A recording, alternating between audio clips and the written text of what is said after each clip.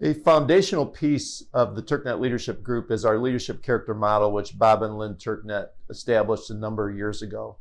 And in the model, as you'll see on the screen, is we have integrity as base, and then we have respect on one side and responsibility on the other. On the respect side, you have things like emotional mastery. And we talk a lot about the soft skills now because they're really important, particularly in this era of the Great Resignation. How do we treat our people? How do we work with our people? How do we understand them? How do we communicate with them? How do we give feedback? And that's really important. Today I want to look at the other side, which is traditionally for CEOs and leaders always been probably the strong suit for most of us. And this is the responsibility side. And one of the elements of that, as you'll see, is courage.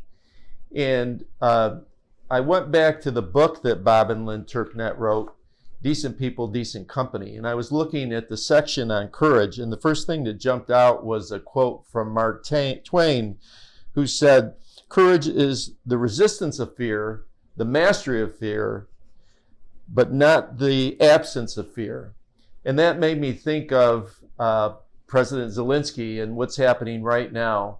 And I particularly thought was impactful his comment about when our president, President Biden, and others said, "We can get you out of there. We can get you out of Ukraine to safety." And he said, "I don't need a ride. What I need is ammunition."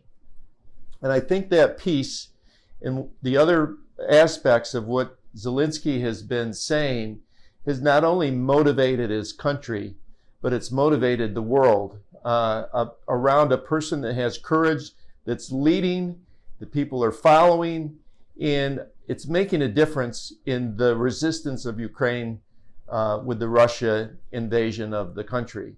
And so I thought it's important to remind everybody that it's not easy and fear is there. And early on in my career, I always used to say to people, you know, go ahead and go for it. What's the worst that'll happen? And this is in what the TurkNets had in their book also. Well, in that situation, we know the worst that could happen.